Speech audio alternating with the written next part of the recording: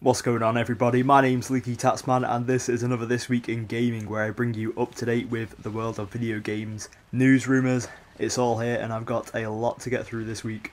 Alright, let's start with the biggie, and that is that a new Metal Gear Solid has been revealed. It's not Metal Gear Solid 5 like we all thought, it's actually called Metal Gear Solid Ground Zeroes. It was revealed at their 25th year anniversary event, and the game looks pretty spectacular. They showed a real-time demo which then morphed into gameplay. It's open world apparently, you can drive different vehicles, it uses the Fox engine which is compatible with both current gen and next gen, so we could feasibly see it come out on every platform. And other than that, details are quite scarce, but I recommend you watch the trailer, it's pretty special.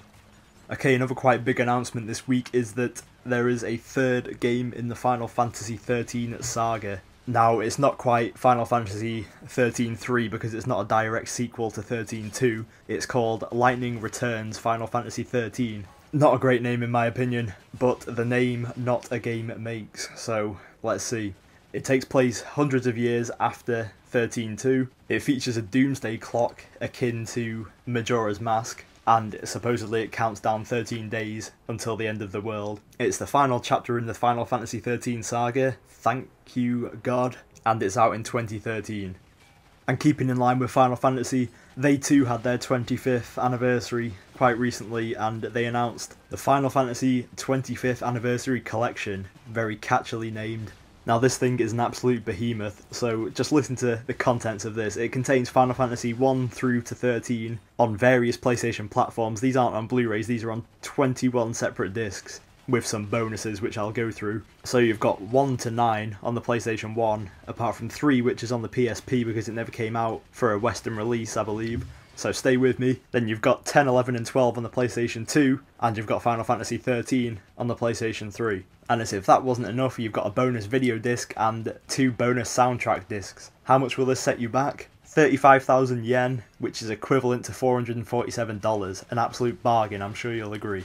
So yeah, the high price kind of indicates that it's for hardcore fans only, but very interesting nonetheless.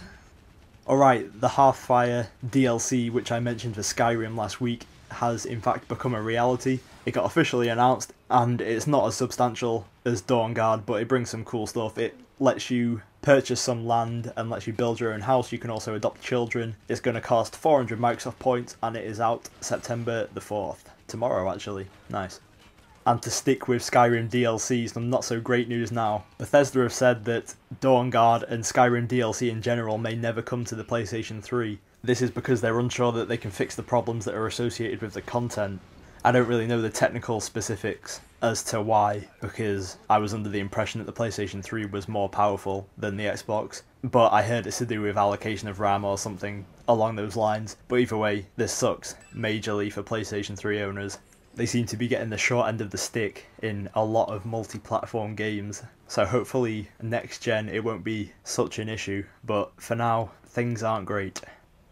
Alright, the Wii U has been rumoured for a November 18th release date, at least in the US. This is down to several third-party accessories having a release date of November 18th, and a lot of the time release dates can just get leaked through little things like that. So while the source isn't entirely reputable, they wouldn't just pluck the date out of nowhere. And it fits in quite well if you look at Nintendo's previous console release dates. The Wii was out in November 19th and the GameCube was November 18th, so it coincides quite well with those.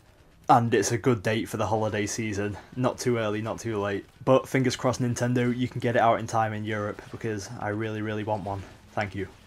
Alright, and I'll finish with a few bits of less significant news, shall we say. Okay, a Killzone HD trilogy has been leaked for the PlayStation 3. This was done by Amazon France, naughty naughty. It's supposedly coming out October 24th. No word on whether move support will be added for the original 2, it was in the 3rd. And also no word on whether the original will get trophy support. But hopefully it does. I've not played the original, I'm sure many others haven't, so I'd like to give that a try. Hopefully they sell it separately on PlayStation Network.